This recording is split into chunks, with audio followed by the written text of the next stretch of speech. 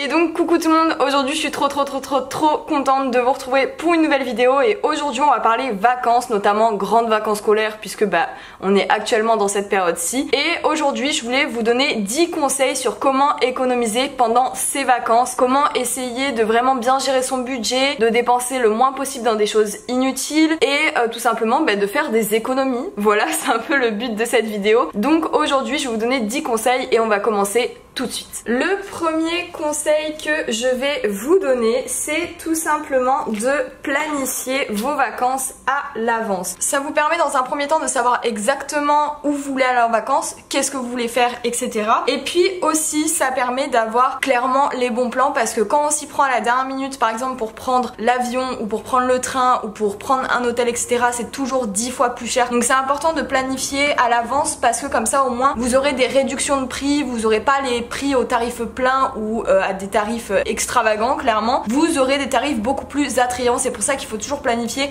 ses vacances à l'avance. Selon moi, si vos vacances sont proches de chez vous, c'est à dire que vous n'avez pas besoin forcément de prendre l'avion, le train, etc., moi ce que je vous conseille c'est de prévoir un mois à un mois et demi à l'avance vos vacances. Par contre si vous avez besoin de partir plus loin, que ça reste par exemple dans votre pays d'origine mais que vous avez besoin de prendre l'avion, de prendre le train, etc., je vous conseille de planifier ça 3 mois à l'avance. Et quand vous sortez du pays, je dirais 3 mois minimum à l'avance de planification de vos vacances. Selon moi c'est à peu près ce qu'il faudrait faire. Après si vous prévoyez depuis plus longtemps c'est mieux, si vous prévoyez depuis moins longtemps vous risquez d'avoir moins d'offres de réduction et donc de payer vraiment plein pot les tarifs. C'est pour ça voilà, moi je vous conseille à peu près ces délais là, je trouve que c'est pas trop mal. Ensuite le deuxième conseil que je vais vous donner, ça vient en relation avec le premier, c'est de trouver les bons plans. Lorsque justement vous allez planifier vos vacances, donc vous allez voir les billets de train, les billets d'avion si vous en avez besoin, les billets d'hôtel, etc. Enfin bref, là où vous devez vous loger, quelle activité vous allez faire. Et vous allez pouvoir voir qu'il y a des activités des fois où à certaines périodes il y a des prix qui sont plus réduits, donc c'est plus avantageux d'y aller à cette période-ci. Ou par exemple si vous les prenez en avance vous avez moins cher, comme je vous expliquais juste en haut pour le premier conseil, planifier vos vacances à l'avance. Enfin bref, il y a plein de bons plans selon là où vous voulez aller en vacances. Il faut regarder sur différents sites. Il y a des sites qui font des espèces de bons de réduction ou des réductions de tarifs. C'est hyper intéressant, donc renseignez-vous sur internet, vous avez plein de bons plans pour différentes activités, différents moyens de locomotion et vraiment ça peut être hyper avantageux, ça peut vous faire gagner vraiment beaucoup de sous. Donc regardez bien sur internet. Moi je sais que quand j'étais partie voyager, j'avais regardé pour certaines activités sur internet et au final j'ai dû faire 50 € d'économie parce que j'ai pas payé directement les prix sur l'endroit même quand j'y suis allée sur le moment pour faire l'activité. J'avais payé en avance, du coup j'ai payé moins cher. Donc voilà, vraiment regardez les bons plans, regardez sur tous les sites parce qu'il y a plein de sites avec des tarifications réduites pour ceux qui partent en voyage. Alors je pourrais pas vous en donner des exemples parce que je me souviens pas du site sur lequel j'ai trouvé, mais je peux vous assurer qu'il y en a plein qui font ça sur les différentes destinations où vous allez et vous pouvez largement trouver des bons plans de partout où vous partez en vacances. Clairement, faut juste bien regarder. Ensuite, une fois que vous avez un peu zioté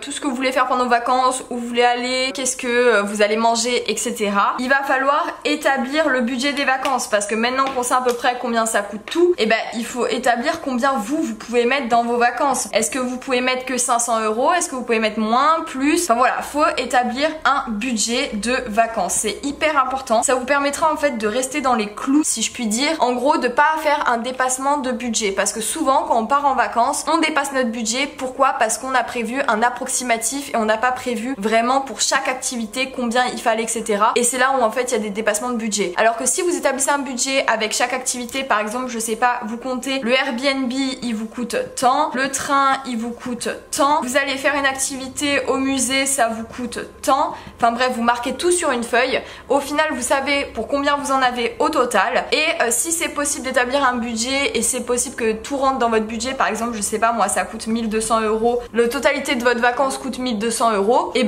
il faut que vous ayez 1200 € de budget pour pouvoir tout simplement subvenir à tout ce que vous allez faire pendant vos vacances et vous faire quand même kiffer un minimum. Voilà, c'est un peu le but des vacances quand même. Mais voilà, il faut pas dépasser les 1200 €. Les 1200 € c'est maximum, voilà, c'est votre budget max. En fait, il faut que vous restreigniez un peu au niveau de votre budget sans trop vous restreindre. C'est-à-dire qu'il faut vous faire kiffer avec les différentes activités. Donc là, c'est votre kiff, hop, les différentes activités. Mais par contre, il faut quand même respecter le budget que vous êtes mis. C'est important. D'ailleurs, en parlant de budget, j'ai deux autres conseils vis-à-vis du budget à vous dire que je vais vous mettre juste maintenant, qui sont voilà en relation avec ce que je viens de vous dire. C'est donc le quatrième et le le 5e conseil. Donc déjà le 4e, je vais commencer par là, c'est oublier la carte bancaire. Clairement, oubliez-la, je sais pas.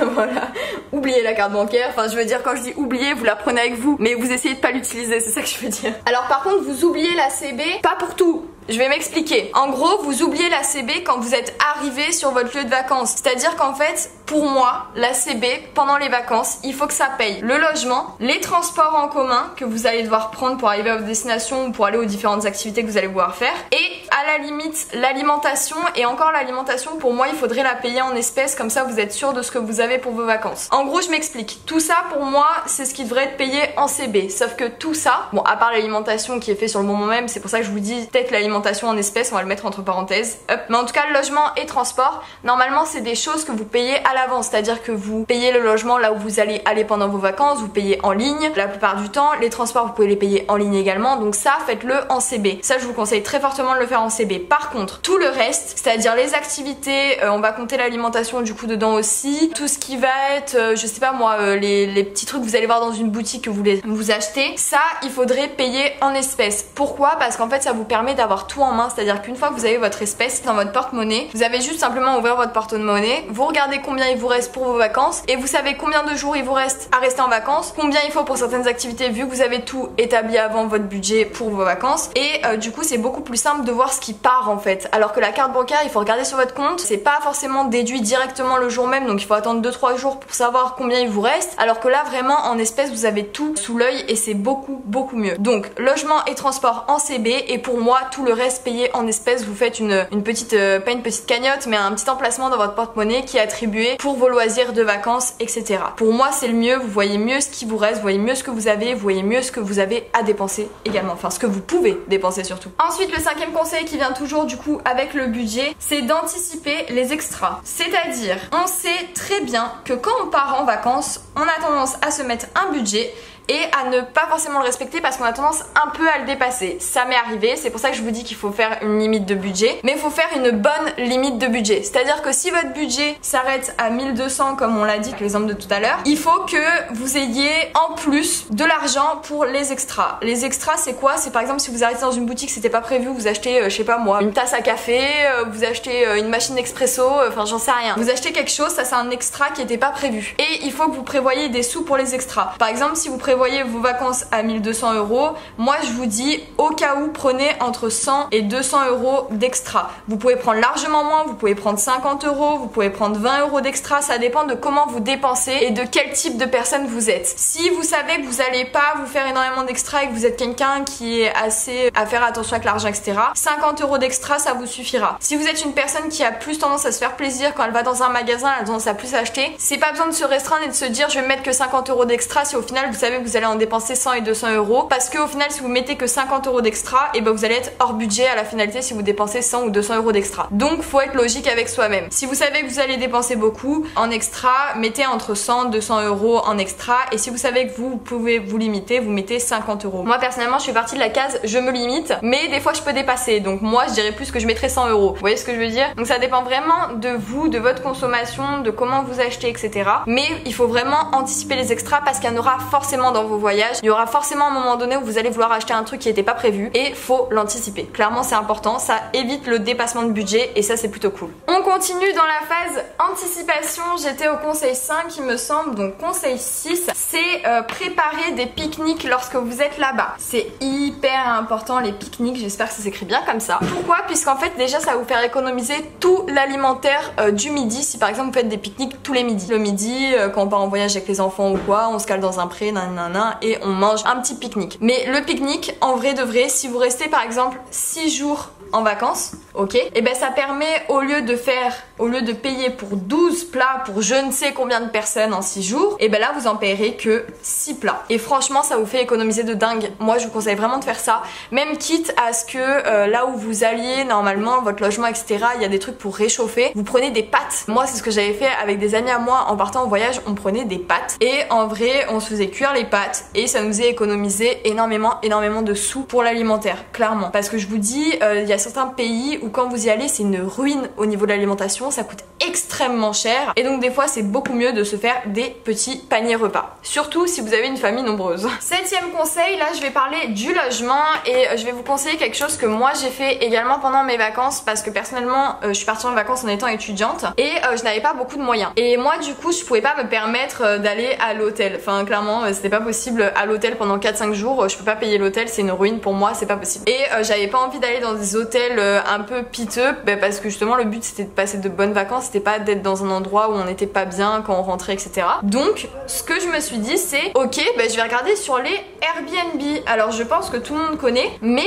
moi à l'époque je connaissais pas tant que ça, je savais pas si ça pouvait être fiable, etc. Et en vrai de vrai, quand je suis partie en voyage, j'en ai eu 2 ou 3 différents de Airbnb et ça s'est tous très bien passé et j'ai payé une misère. Je crois que c'était 40 € la nuit, un truc comme ça, enfin c'était vraiment pas cher et je vous conseille vraiment le côté Airbnb plus qu'hôtel parce que déjà Airbnb vous avez un logement à vous, vous êtes tout seul, etc. Vous pouvez faire ce que vous voulez, vous avez les clés, vous pouvez rentrer à l'heure que vous voulez, alors qu'un hôtel il y a des limitations d'heures, vous pouvez pas faire tout ce que vous voulez. Si vous êtes fumeur, des fois vous devez sortir complètement, alors que les Airbnb souvent ils ont des terrasses ou des trucs comme ça, enfin bref, c'est pas géré de la même manière, c'est pas la même chose. Le Airbnb c'est vraiment comme si vous étiez à la maison, vous prenez soin de l'appartement ou de la maison que vous louez, alors qu'un hôtel, enfin vraiment genre c'est l'hôtel quoi, voilà. Ou sinon je vous conseille aussi, il y a certains campings qui ont des prix très attractifs, très intéressants et des fois de partir en vacances et de faire du camping c'est hyper cool. Soit c'est les campings où vous amenez les tentes, etc. Soit c'est des campings avec déjà vous savez les petits mobil-homes, ça existe aussi. Enfin bref, il y a plein de différents trucs au camping et ça peut être hyper cool. Bon, ça sera un peu plus cher que le Airbnb, je pense. Personnellement, moi j'ai pas fait de camping, mais je pense que c'est un peu plus cher. Mais ça reste quand même des prix raisonnables et c'est plus raisonnable qu'un hôtel. Donc je vous conseille vraiment ces 2 manières-là de logement si vous partez en voyage. 8e conseil, et là attention les gars, vraiment faites attention à ça. Ne vous faites pas avoir par les attrape-touristes. Voilà, je pense qu'on s'est tous fait avoir une fois dans notre vie par ça. Et c'est grâce à nous qui se font de l'argent d'ailleurs. Mais ne vous faites pas avoir clairement parce que les attrape-touristes déjà de une, c'est des objets que vous pouvez retrouver qui sont qui sont vendus un peu de partout sur internet et vraiment vous pouvez les trouver à genre 50 centimes, 1 €, 2 €, alors que eux ils le vendent à 20 € quand vous êtes là-bas, donc ça vaut pas le coup déjà de une. De deux, c'est des trucs inutiles, souvent c'est I love Paris, I love Marseille, enfin tous les trucs comme ça, franchement n'achetez pas, ça sert à rien. Après chacun ses goûts mais vraiment ça sert à rien, genre vous payez 20 € le t-shirt, vous allez porter une fois dans votre vie et c'est tout. Enfin bref, vous faites pas avoir par les attrape touristes, c'est vraiment une ruine. Quand vous rentrez dedans vous dites oh trop cool, je vais ramener un souvenir et tout, I love nanani, I love nanana, un petit magnète, un petit truc. Ouais, mais genre le magnète vous le payez combien? Vous le payez limite 5-6 €, genre ça vaut pas ce prix là un magnète. Vous voyez ce que je veux dire? Donc faites attention aux attrape touristes parce que souvent on rentre là-dedans, on se fait clairement tuer parce que on veut ramener des souvenirs de la ville en question, on se dit que c'est un bon souvenir parce qu'il y a le nom de la ville ou du pays dessus et puis on va se dire bon c'est cool, on peut ramener ça à la maison, ça fera on voyage un peu, ça fera cool, ça nous fera nous rappeler de nos vacances, etc. Ouais mais non, il y a des meilleurs moyens, clairement ramener un truc artisanal de là-bas, ça coûtera 10 fois moins cher que une boutique attrape touristes, clairement. 9e conseil, privilégier les activités lucratives, donc les activités qui sont gratuites. Voilà, il y a plein d'activités gratuites. C'est pas parce qu'on part en vacances qu'il faut forcément payer des activités. Non, il y a plein de lieux de vacances où vous pouvez visiter la ville, ça c'est gratuit la visite. Vous pouvez aller faire des marches, c'est gratuit aussi. Vous pouvez aller dans des parcs. Enfin, il y a plein de choses à faire qui sont gratuites. Après, vous n'êtes pas obligé de faire que des activités gratuites. Faut les privilégier. Voilà, je reprends mon terme, faut les privilégier. C'est-à-dire qu'il vaut mieux en faire pas mal de gratuites et un peu de payantes, mais pas que des payants. Il y a plein de choses que vous pouvez faire qui sont gratuits. Moi quand je suis allée voyager notamment, j'ai visité la ville, j'ai fait de la marche, je suis allée à des parcs pour manger des pique-niques, enfin j'ai fait plein de choses, je suis allée voir les différents monuments, je suis allée à l'église, enfin j'ai fait plein de choses qui étaient gratuites, qui m'ont fait visiter l'endroit, qui étaient super cool et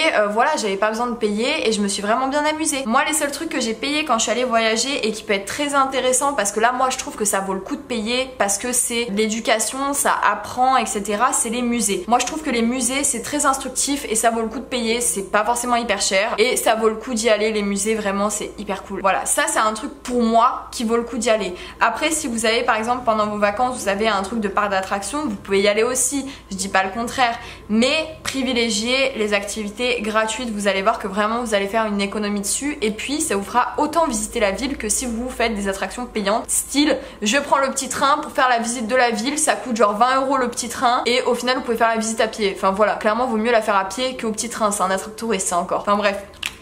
Voilà, je pense que vous avez compris là-dessus. Et enfin, 10e et dernier conseil. J'ai commencé avec le feutre noir, je finis avec le feutre bleu. Non.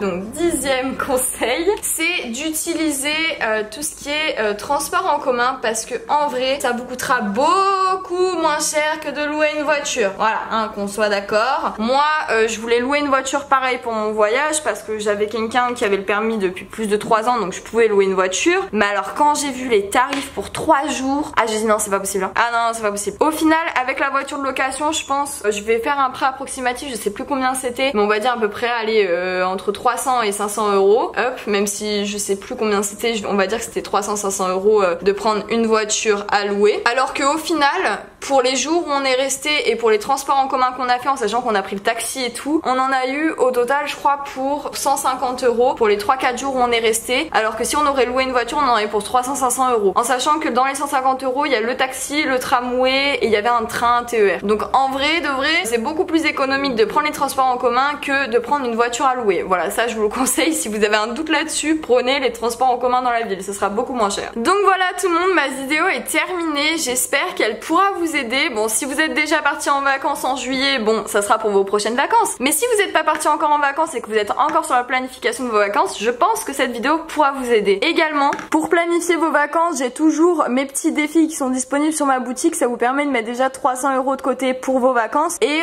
c'est un moyen de planification aussi, donc je vous en parle en fin de vidéo pour pas vous rabâcher tout le temps la même chose. Mais si vous voulez vraiment planifier vos vacances au niveau des sous etc, moi je l'utilise ce défi là et il est vraiment très utile. Ça vous permet vraiment de planifier 300 € de vos vacances et c'est plutôt cool, ça vous permet de prendre une petite avance et tout pour par exemple payer tout ce qui est loisirs, plage, glace, alimentation, enfin tout ce que vous voulez. Enfin bref, ça vous permet en fait déjà d'avoir 300 € en espèces pour dépenser pour vos vacances et je trouve ça super cool. Le lien est disponible dans ma barre d'informations, voilà il y a le lien de ma boutique donc n'hésitez pas à aller voir. En tout cas ma vidéo est terminée, j'espère qu'elle vous aura plu. N'oubliez pas de liker, de commenter et de vous abonner à la chaîne ainsi que d'activer la petite cloche, ça fait toujours plaisir. En tout cas moi je vous fais de gros bisous et je vous dis à mercredi, gros bisous tout le monde.